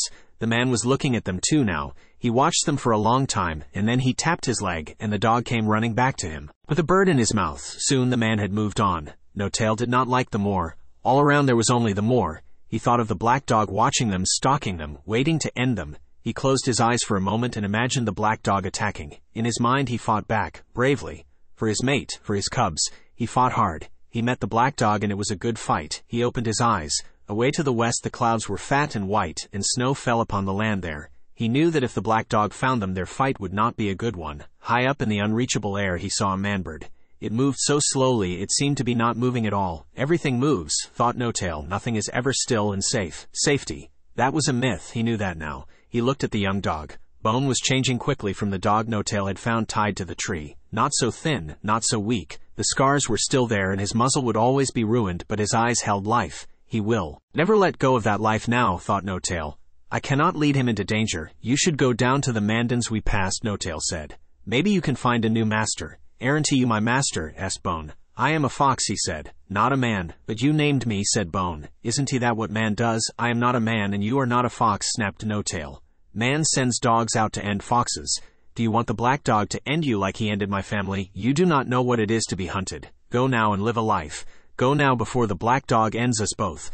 Bone did not move. But what about the pale fox? The young dog asked. You said we would find the Manless Land. I don't care about the black dog. I want to come with you and find the pale fox. The Manless Land is a place for foxes, and you are no fox, Notail said. They were cruel words, he knew that, but they had to be said. He broke into a run. When Notail reached a man track that cut across the moor, he looked back, but Bone was there in sight. Chapter 16. The portent of a crushed bird. The man track wound away to the west of the moor. Always west. It was a smooth gray track like the stoneforest man tracks, but there were no man carriers in sight. Some way along the man track, Notail found a bird that had been crushed. It was not a bird Notail had seen before, but he ate it anyway. It tasted old like the rabbit, but he was hungry and did not care about tough meat. It tasted good enough. It was true food. He did not care that he was lingering on a man track. His father's rules were as distant as the stone forest, as ended as the life he had lived there. He ate, and with every bite he tried to forget every word his father had spoken to him. You could ever fail me, his father had said once. Long ago, before and beyond. Notail spat a bone out. I have failed you, he said to the silence. Now leave me alone. The words stopped. He chewed and he crunched and he swallowed the old meat. Notail jumped back from the half-air. Bird. The lights of the man-carrier were bright, and for a moment the world was all light and confusion. His whole body was frozen rigid. He had seen many man-carriers, but here on the moor it was different. The sudden explosion of light, the terrible growling of the man-carrier, it held him and made him stop. He remembered the broken bodies of his friends, all thrown to the stone banks, ignored by man. He wondered what it would feel like, the weight of the man-carrier coming over him, his body broken and ended. There were no stone banks on the moor. He would be left upon the man track, as crushed and wrecked as the bird he had fed on. Maybe some other hungry animal would feed on him. Maybe that was good. The way of the world. The man-carrier sped closer. The lights held him, blinded him. He lifted a paw. He could move. He could walk towards the man-carrier. Let it end him. Let it crush him and make him forgotten. It would be easy. Notail wanted the man-carrier to keep coming. The man-carrier came at H. I am, it roared. No, not now. And then he was moving. He leapt from the man-track away from the light. He did not end. He fell onto cold grass. He heard the man-carrier speeding away, leaving just a gust of wind and a cloud of dust in its wake. Notail lay there, panting, breathing, alive. He closed his eyes, and in the silence his father's words returned. Bone. He shook his head, but could not shake away what he had done. I left him, he thought. I should never have left him. He is all I have. Notail rose. Yes, he thought to himself as the man-carrier's lights faded into the blackness of the moor. He is my family now. I am all he has. With that he gave the air a sniff, and then he was running, back the way he came, back over the moor, back to Bone. Chapter 17. At the falling of stars. As he ran back over the moors, Notail looked up at the vastness of the night sky. In the stone forest he had seen few stars. There was only ever man's false light. Here the world went on and on, even into the dark above. But he knew his place here now. He was no longer a lonely fox lost in man's stone world. He was not alone. The stars were not alone. They were everywhere. A vast oblivion that held no fear. So many. He had never thought there could be so many. He saw a star was falling. A dot of fire speeding towards the world. It even had a tail. It was falling into the west. He stopped and sniffed the air. Bone's scent was faint, and now he realized it was not ahead of him, not in the east. It was far away, but it came from the west. He is going into the west, thought Notail with a smile. Notail turned and ran on, following that distant scent, towards the falling star. As he ran, he could see more stars falling, bright streaks of light burning across the night. Why did they do that, he wondered. Whatever stars were, surely they were meant to shine in the night sky, not fall. Their purpose was to shine just like his purpose had been to hunt the stone forest, to keep his mate and cubs safe. All things change, he thought, even stars have to let go. Notail ran on into the west. He ran fast and relentlessly. He did not care how long he had been running or how tired he was. With each paw fall, Bone's scent grew stronger and stronger. At last he came to a line of trees. He sniffed at the trees. The scent was strongest here, but Notail paused. He did not like the darkness the trees enclosed. For a moment he thought of what might be waiting for him beyond those trees. A shadow. A worse kind of darkness. He growled. He would not let those fears hold him back now. Bone was in there. He had to be. And whatever else was in there too, he did not fear facing it if it meant finding Bone. Bone, he called into the trees, but there was no answer. He scratched a paw at his throat. Above him more stars let go of the night and hurtled towards the world. He patted into the trees, and soon all the stars were lost beneath the cover of branches. Slowly he moved down through the trees, following the young dog's scent. The line of trees was shallow. Coming out on the other side, he reached a great stone hollow dug out by man's hands, but there was no Bone waiting for him. Notail padded carefully to the edge and peered over. It was a long way down, and there was nothing but rocks there. Notail looked around at the strange place his search for Bone had brought him to. Above him the sky was bright with starlight again, but the hollow was deep and dark. Behind him now were the trees, trapping him against the edge, hiding shadows, hiding eyes maybe, and ahead of him was the strange hollow. A place of nothing. Whatever was there before, the stone and the mud and the grass, it had all been taken away by man, and now there was only the deep emptiness and silence. It was not a good place, but the young dog's scent was near. Too close to lose now, too close to let go. Something rustled the trees behind him. The trees moved. Something was coming, and then he saw it. The shape, the shadow. With it came a deep growling. He did not tremble. He felt no fey. There were now only a need to protect Bone like he should have protected his cubs. He knew he would face anything for Bone. He wanted the black dog to come. It has found me, thought Notail, as he readied himself to face the black dog. Chapter 18. A glimpse of fear. I am ready, said Notail to the trees. A growl answered him. Ready to take my rats, said a scraping voice. I know you're a game fox. From the mass of trees it came, but it was not a dog. It was stockier and lower to the ground.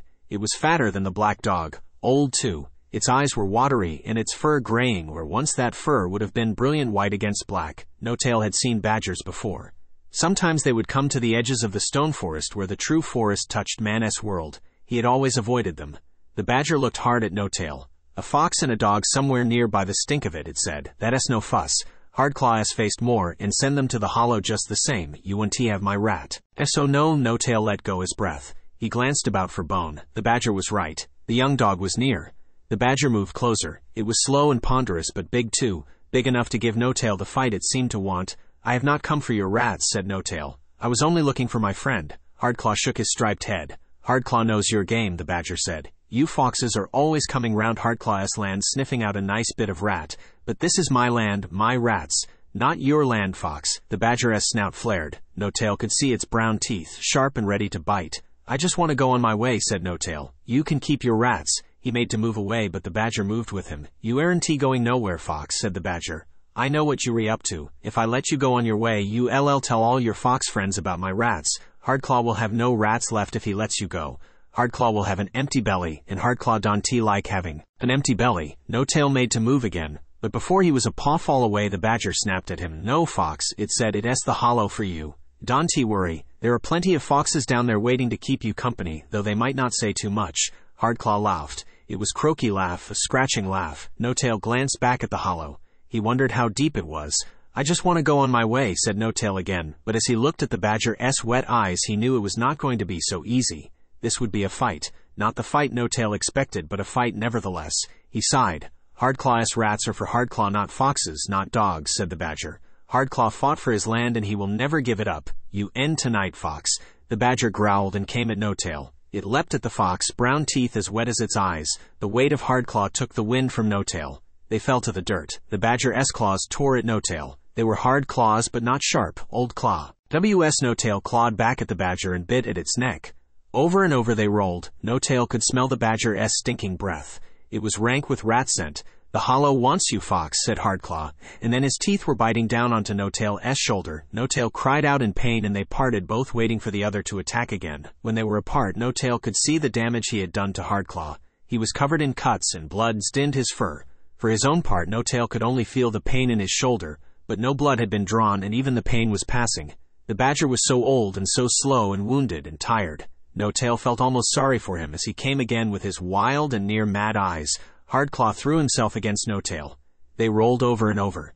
They fought as they rolled, claws scratching and ripping, and at last Notail managed to kick the badger away. Can you feel the hollow call you, Fox, said Hardclaw, grinning. Notail felt a breeze brew shish against his tail stub, and looking back he saw he was at the very edge of the hollow. One more pawfall and he would fall, join the foxes Hardclaw spoke of, and now Notail felt afraid. You'll have no rats tonight, Fox, said Hardclaw. You can feed on the bones of your brothers instead.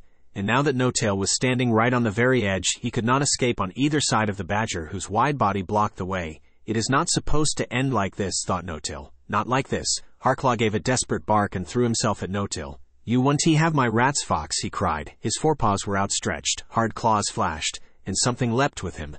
Bone, cried Notail as the young dog struck Hardclaw, flinging the old badger to the side, to the hollow's very edge. Bewildered, Hardclaw made to rise, but his weight was too great. His paws scrabbled for purchase, but the ground came away. The badger stared desperately at Notail. Hardclaw reached out a claw slowly. For help, thought Notail. No, for one last attack. My rats, growled the badger, and then he was gone, down into the darkness.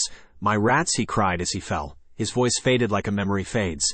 Bone backed away from the edge. The young dog's legs were trembling. He is gone, said Notail. The young dog smiled. Notail smiled. You found me, said Bone as they climbed back up to the tree line. I knew you would. I should never have left you, said Notail, but Bone was not listening. The young dog was staring at the night sky. Star after star after star fell, scratches of light burning into the horizon. When no more stars fell, they padded on together into the west. Always west. Chapter 19. A Father's Tale. The night seemed long and unending. The moor was vast and unending. The west seemed far away and unreachable. Where does the sun go? Asked Bone as they padded on. Notail smiled. The pain in his shoulder had long left him. He pushed the memory of Hardclaw away. The world is wild and strange, he told himself. He thought of the Manless Land. That would be a land he knew, a fox's land. Into the west, he said. Bone stopped and looked this way and then that. Which way is west? Asked the young dog. Notail cocked his head. That way, he said. The way we are going. And the Manless Land is that way too, said Bone. Notail nodded and began moving on again. They needed to find a safe place to rest. The wind was growing chiller, and his nose was near frozen. He did not like the idea of being noseless and tailless. Who is the pale fox? Asked Bone. Snow began falling, a slow and gentle drift. He is the father of all foxes, said Notail. He remembered the stories his father had told him about the pale fox. Stories that had been passed down from fox to cub since the time foxes hunted the Manless Land. I will never tell my cubs the story, he thought, as he shook snow from his ears. I could tell you the story if you like, the one my father told me, said Notail. Bone's ears pricked up. The snow grew thicker. Still they padded on over the constant moor, and as they traveled Notail told Bone the very same story his father had told him. The story he should one day have told his cubs. Once, began Notail, the world was without man, and the first fox woke. He was pale, as white as the snow falling now. He had eyes flecked with gold, and when he woke he heard Mother Vixen calling to him. Pale fox, she said. Go wake my children, pale fox. And so the pale fox wandered the vast forest that covered the whole world, and he went from den to den, waking all the sleeping foxes. When he was done, Mother Vixen called to him again. Pale fox, she said. Keep my children safe, pale fox. The pale fox only laughed. What should I keep them safe from? He asked. Your children are the swiftest, most cunning, cleverest animals in the whole world. Nothing can harm them. But Mother Vixen's voice grew stern. It was thunder. It was a storm waking. Pale Fox, she said. Man is coming, Pale Fox. The word sent a chill through the Pale Fox. He did not know what men meant, but he disliked it. I will keep your children safe from man, he told Mother Vixen. Mother Vixen was pleased. The Pale Fox bowed his head and let the rain dance on his fur. In time man woke, and soon man wanted the whole world for himself. Trees fell, the forest shrank. Dens were filled in, the world changed. The foxes came to the Pale Fox. What shall we do, Pale Fox, they asked. The Pale Fox led them west. They followed the setting sun. They came to a forest on rolling hills where no man had ever trod. This land will be our land, said the Pale Fox. This is the Manless Land. And so it was. Man took the world, but for many fox lives the Manless Land remained just that, manless. But some foxes grew greedy. They went to the edge of the Manless Land and sniffed the air. They could smell man food and fire-changed meat and all man-ass leftover things. They could smell the scents of the forest stone forest. We could feed well out there, they said. We could hunt well. The Pale Fox shook his head. No, he told the foxes. This is your land. If you go now, you will be a part of man-s world. I cannot protect you there. But the sense of man food from the stone forest made the foxes so hungry. The lights of the stone forest called to them. They wanted more. They ignored the Pale Fox and they left the Manless Land. The last to leave was an old fox, the oldest of all the foxes in the Manless Land. He was a great hunter and his cubs were great hunters. Old Fox, said the Pale Fox, if you ever tire of man-s world, know that I will always be hunting here in the Manless Land in the west where the sun sleeps. Tell your people I will be here if they ever yearn to return. Tell them they will always have a manless land. Remember, Old Fox, you are wild and cannot be tamed by man. You are wild and this is your land. The old fox took the Pale Fox's words and told them to his cubs, who told them of their cubs, and soon all foxes everywhere knew that though they had abandoned the Manless Land, it would never diminish. It would never leave this world. We need only look to the west as the sun sets to remember that. Out there, somewhere, is a home where no man can harm us, where we will never go hungry, where the Pale Fox will keep his promise to Mother Vixen and protect her cubs. At last they came to the moor's end. Ahead of them now were clumps of trees. The night shrouded what lay beyond those trees, but there was a faint and strange murmuring on the air. Are there any wild dogs? Asked Bone. Once maybe, said Notail. Maybe there are still a few in the world, but I have only ever known dogs that followed at man's paws, until you. They both listened to the murmuring. It came from beyond the trees. Notail knew what the sound was. The sea. And the sea was in the west, always west. I'd like to be a wild dog, said Bone. Look about you, said Notail. Man is not here. You are wild because you are without man. You are a wild dog now, Bone. Bone peered off into the west. But I am still a dog and the black dog is too, he said. If I can come with you into the Manless Land, why can't it? It could follow us there, it could hurt us. Notail looked too into the west. Before, he had said the Manless Land was truly a land for foxes, not dogs, that dogs belonged in man's land. But he could say none of this for certain. He did not want to say this. It was enough for Notail that Bone wanted to go there with him. It was enough that Bone was wild. It will not follow us there, said Notail. As long as we reach the Manless Land, it will not be able to hurt us. We are of the wild. It is of man. That is all that matters. Chapter 19. A Father's Tale. The night seemed long and unending. The moor was vast and unending. The west seemed far away and unreachable. Where does the sun go? Asked Bone as they padded on. Notail smiled. The pain in his shoulder had long left him. He pushed the memory of Hardclaw away. The world is wild and strange, he told himself. He thought of the Manless Land. That would be a land he knew, Fox's land. Into the west, he said. Bone stopped and looked this way and then that. Which way is west? Asked the young dog. Notail cocked his head. That way, he said. The way we are going, and the Manless Land is that way too, said Bone. Notail nodded and began moving on again. They needed to find a safe place to rest. The wind was growing chiller, and his nose was near frozen. He did not like the idea of being noseless and tailless. Who is the Pale Fox? Asked Bone. Snow began falling. A slow and gentle drift. He is the father of all foxes, said Notail. He remembered the stories his father had told him about the Pale Fox. Stories that had been passed down from fox to cub since the time foxes hunted the Manless Land. I will never tell my cubs the story, he thought, as he shook snow from his ears. I could tell you the story if you like. The one my father told me, said Notail. Bone's ears pricked up. The snow grew thicker. Still, they padded on over the constant moor, and as they traveled, Notail told Bone the very same story his father had told him.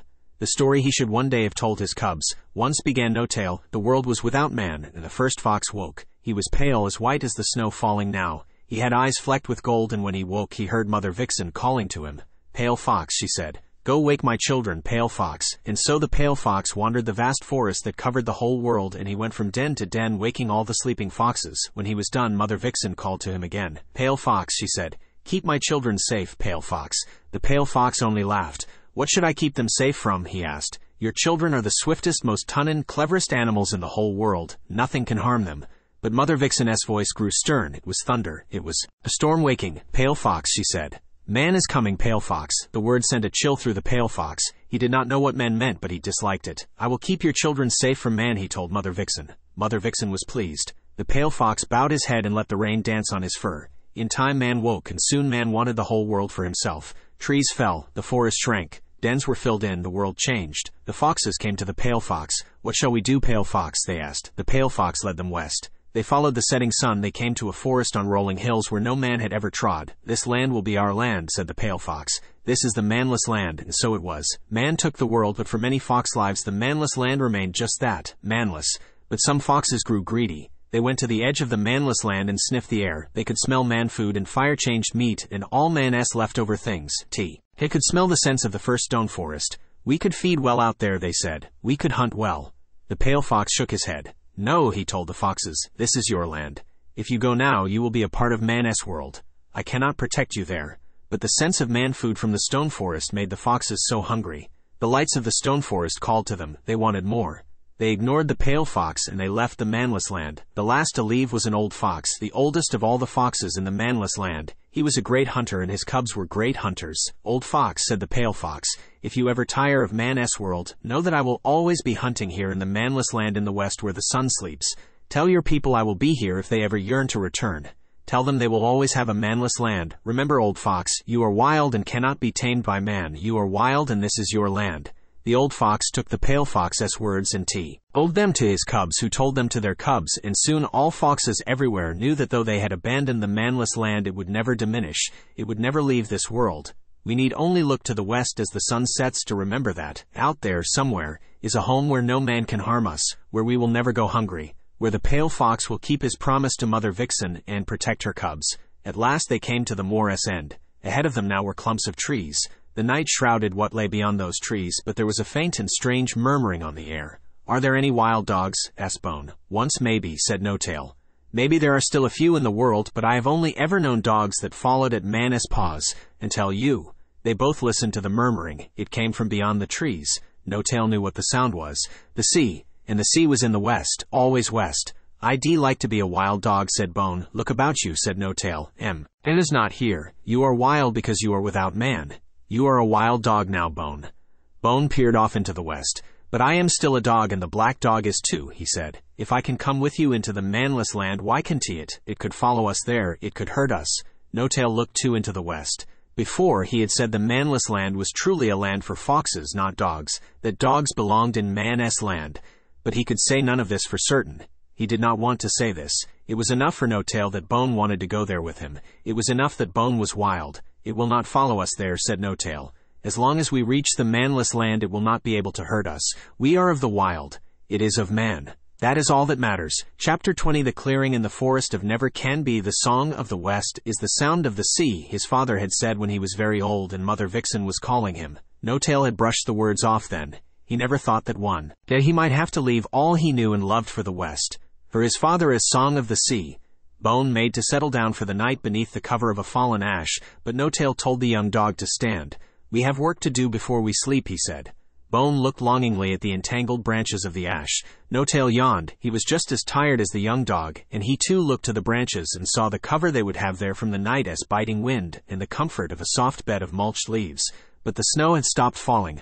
A fresh, unmarked shroud lay all around them, and there was work to be done. Walk ahead of me, he told Bone.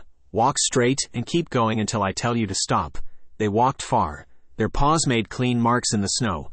Bone would glance back occasionally with eyes that begged Notail to tell him it was time to rest, but Notail would only shake his herd. At last they came to a man-track. It was empty and quiet now in the darkness, but the snow that covered it had been crushed by man-carriers into gullies of ice and slush. Beyond it, Notail could hear the sea more clearly.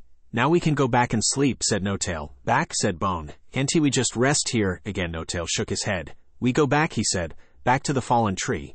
Back the way we came. Then why have we come here? Bone, scratching with frustration at the icy surface of the man-track. Because we could walk along this man-track for many pawfalls, and leave no marks and little scent behind. Will we? Said Bone hopefully. Notail smiled. No, said Notail. Not now, not tomorrow either. Bone shrugged and started to turn around, but Notail stopped him. "And we go back exactly the way we came," he said. "We go quickly and quietly. We tread only in the same paw prints where we trod before." Bone did not look convinced by the plan, but he followed Notail all the same, treading as carefully as he could in his own paw prints. When they came to the copse, Bone dashed beneath the fallen ash. Notail settled down on the soft leaves beside him and waited for Bone to ask him one of his questions. There was always a question before sleep. "Will I ever have to find a man to look after me?" asked Bone. "No," said Notail. "You are a wild dog now." "Good, I am tired of man," said Bone, closing his eyes. "I'll be a wild dog in the Manless Land." Notail slept. He dreamed. He was in a lush forest upon rolling hills, and it was summer there. There was no hard snow. His paws were warm, the leaves were green upon the branches, and they would never fall. The pale fox was there. He looked as Notail had imagined he would, as white as the snow that the Manless Land had cast off, with eyes that shimmered with flecks of gold. "You found me, Notail," said the pale fox, and then he was off, running through the forest, zigzagging his way through trees. An owl hooted. Notail ran after the pale fox. They ran for days. Sometimes they ran side by side, and sometimes one was ahead of the other. They saw no sign of man. All about them the world was awash with green. An endless forest, an endless and evergreen world, tree and leaf and grass and moss, and all of it free from the choking gray of man's world. Sunlight fell gently through the canopy. It painted the world with its light. It made the world ever wakeful, never tried, never darkened. He felt no weariness as he ran. It was as if the land he ran through carried him. He could run forever. When the pale fox finally stopped running, they had reached a clearing in the forest, a carpet of green. Notail saw foxes everywhere. They were foxes, he knew. There was his mother and father. He saw a hunter sleeping beneath a tree. His mate was there. His 2 cubs were sleeping, and he nuzzled them as they slept. "Don't wake them," his mate said softly, so he nuzzled at her. They nuzzled for a long time. His mother looked at him like she had always looked at him, with a wonder that he was there, that he not given up. "The west is close," said his father. Notail looked about the clearing for the pale fox, but he was not there. There were only the foxes he had always known. "Where is the pale fox?" Notail asked. Nobody answered him. His cubs woke and ran to him. He nuzzled at them. He watched them play. "Will you stay here forever?" his mate asked. Her voice was a faint murmur like the sea. He could barely hear her. "Yes," he tried to say, but no words came from him. The clearing faded. The foxes he had always known faded. The pale fox was there again. "You should wake now," said the pale fox, golden eyes shining. A paw was jabbing at Notail. He opened his eyes and saw Bone. "It was here," Bone said, his voice quivering with fear and wonder. "It came right by us, but it followed our trail and passed on through." It was morning. Throughout the copse the snow was marked by huge paw prints. The only sound was the wind crying through the trees, and Notail laughed. "We tricked it," he shouted. And then his tail stub wagged like an excited cub. "We tricked it, Bone. We tricked him." Bone frowned and stared at the marks in the snow. Notail ran from the cover of the fallen ash and darted this way and that about the clearing until his own paw marks had wiped away the black dog's marks, and as he ran he knew there was a chance now they would make it. A chance that they would find the Manless Land, that the black dog would not have them. "I tricked it," he said to himself, almost in disbelief. "I tricked it." Chapter 21. What the godwit knew. They left the copse of trees and followed the whispering song of the sea until they came to a beach. Water and water and water was all there was. He stared out at the forever blue of the sea and knew now where all the rain must run, where all the rivers must flow, where all tears must drain to. There was so much of it, and the air there was crisp and clean. It filled his lungs and made him feel awake, made him want to run down onto the beach and throw himself into the water. Snow lay thinly on the dunes, but the beach was golden and scattered with all kinds of shells. Bladderwrack was strewn here and there, and silent hermit crabs skittered between rock pools. Bone tumbled down the dunes to the beach. Seals were basking on rocks beneath a chalk cliff further along the curve of sand. Seabirds perched on the cliff face. The sea washed against the cliff and beach with a whisper, but the seabirds made a clamoring din. Bone gnawed on Bladderwrack as Notail pawed at a crab. "Can we eat them?" the young dog asked. Bits of Bladderwrack stuck between his teeth. Notail shook his head. "Not them," he said. "But maybe there are fish." The beach was a crescent. The white chalk cliffs were at the eastern end, and to the west were more gentle dunes, always west. They padded out into the shallows and stared into the crystal blue water. It enveloped their paws. "It's cold," said Bone. "I like it." There were more shells and smaller crabs, but no fish came to swim around. "Do their paws? What about them?" asked Bone, looking to the seabirds. Notail scanned the cliffs. They were too sheer, and the seabirds' voices were angry and loud, a cacophony he did not want to worsen. He saw a single godwit watching them. "Birds know the land," said Notail. He bounded across the sand to the godwit, and Bone followed. The godwit did not move. It was staring out past them to the sea. It had very black eyes that seemed to look to something beyond the sea. Its beak was long and sharp, a sand-dashing, sea-poking spike. It stood proud and held its round head high. Its feathers mimicked the shore like the sand suddenly freed of the sea, flecked with tied-out yellows and browns. When it eventually looked to them, it peered down its sleek beak and blinked its bead eyes. "Is this the west?" Notail asked. The godwit cocked its head. "It is if you have come from the east," it answered. Notail padded closer. The bird did not take flight. "Do you know of the pale fox?" asked Notail. The godwit looked off again to the sea. The sea was calm. Winter was fading. There was a warm breeze coming in from the north. The seabirds cried louder. "I have heard of him," answered the godwit. The godwit peered deeper off into the horizon. "What is it looking for out there?" wondered Notail. "You want to find all your answers in your west," said the godwit, and it glanced quickly to Notail, and then away, back to the sea. "I know what you look for.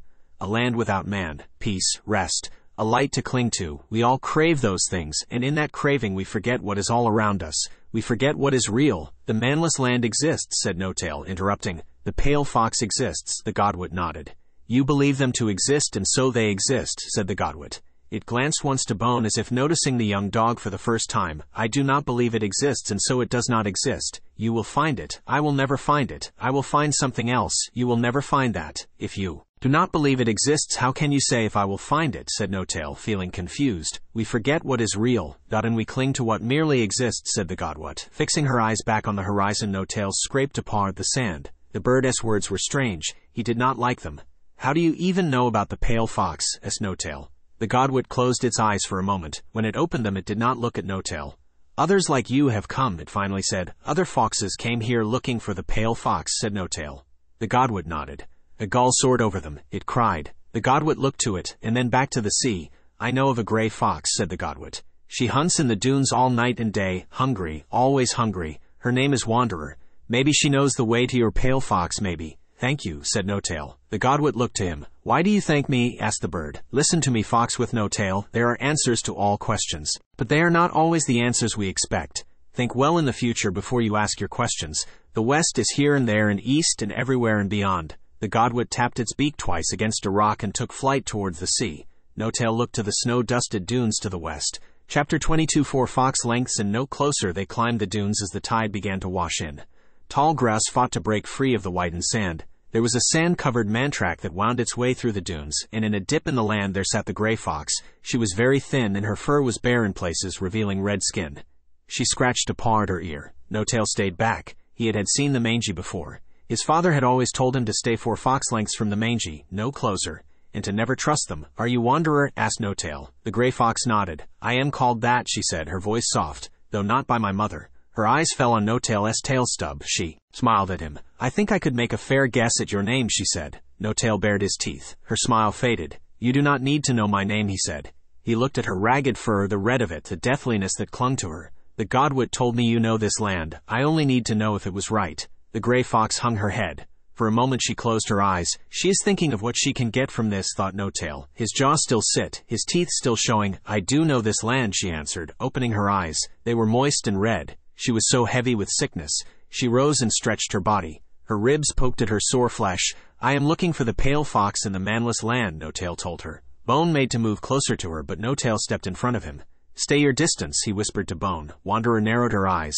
"Yes," she said. "Stay your distance, dog. I might be hiding man in my tail." She looked from Notail to Bone. Her yes lingered on Bone, and she sighed. She has made a choice, thought Notail.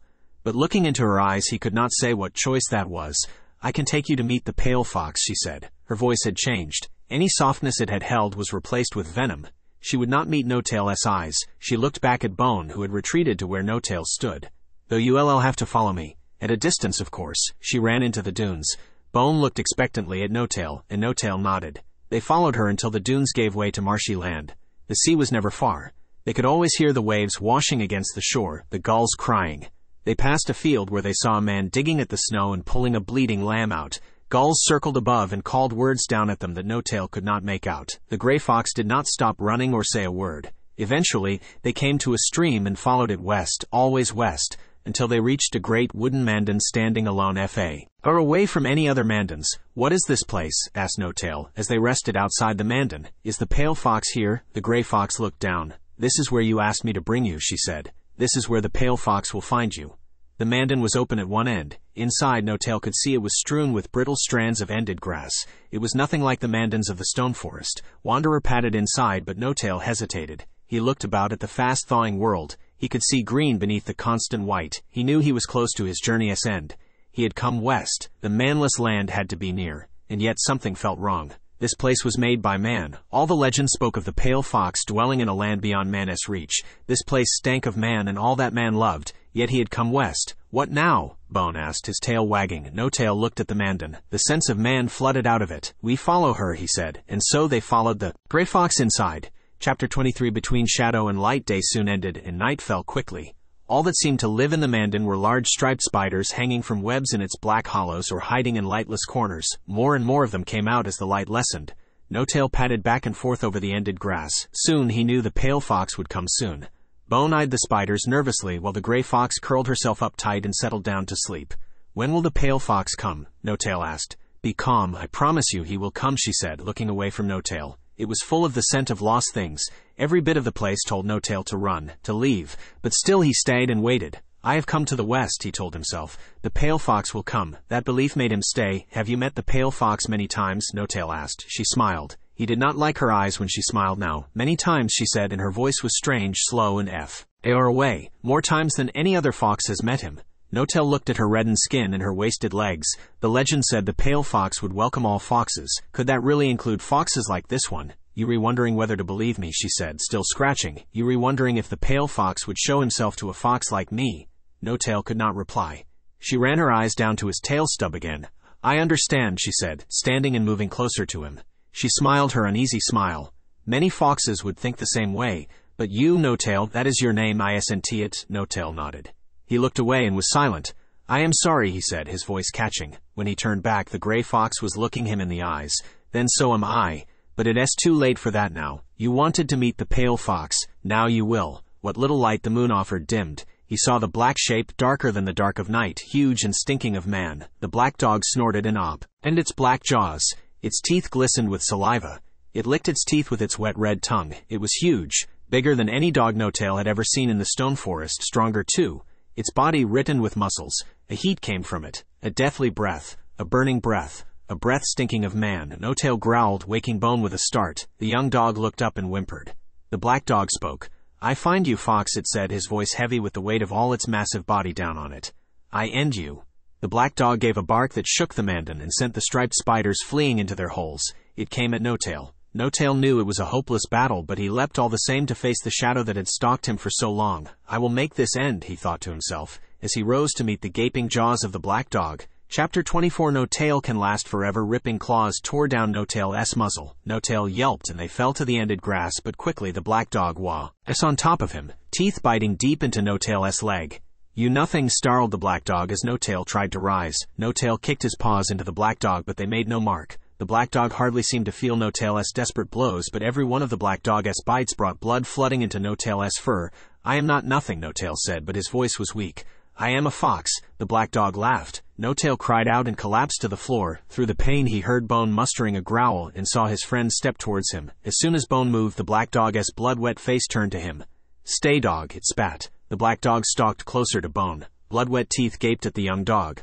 Bone did not move. Heel, dog, said the black dog, and as if in a trance, Bone padded towards the black dog and sat obediently in front of it. You, it said, are you, dot for man? The black dog towered over Bone. Its jaws opened. It ran its tongue over its teeth. Bone did ot back away. The young dog only opened his mouth to answer, and Notail's heart raced. He knew Bone was doomed. The black dog was sure to end him as soon as he spoke the words Notail knew he would speak. Notail tried to rise, but his whole body was consumed by pain. Who your master, dog? Said the black dog. I have no master, said Bone bravely, his voice shaking though he still summoned a growl. I only have my friend. You, now, it growled. Its body fell towards Bone. Its jaw clamped down onto Bone's neck and lifted the young dog into the air, shaking him this way and that.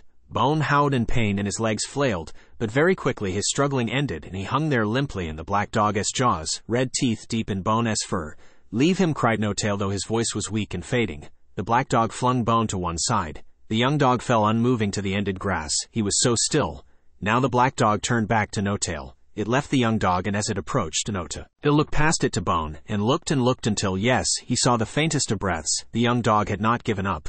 Bone opened his eyes. His eyes held life. They asked for help. They met Notail's eyes, and they called for him. Notail looked at Bone. He was just a pup, a cub even. Not again, thought Notail. Never again. He summoned every last drop of life he had left, and opening his jaws wide he leapt up and bit down hard into the black dog's throat. Quickly he pulled black fur and flesh away. Blood poured out. The black dog tried to cry out, but the sound it made was just a weak croak. Its eyes were suddenly wet. It was shaking its head as it staggered away from Notail. Notail made himself stand as the black dog pawed at its throat, trying in vain to staunch the flow of blood. "You end me," the black dog managed to say. Blood bubbling from its mouth. "I am a fox," said Notail. Red eyes stared in disbelief. Notail limped towards the black dog as it fell. Darkness into darkness. Shadow into shadow. Nothing into nothing. Chapter 25. The clearing in the forest of always will be, but Notail knew he had no choice anymore. "Help me," he said, and leaning on Bone and trailing one useless leg behind him, Notail made himself put paw in front of paw and padded out of the mandan. He could smell morning. He could see dawn breaking. The air held the sense of spring. He could hear the song of the sea. He collapsed and felt grass brush his fur. Living grass jet free from snow.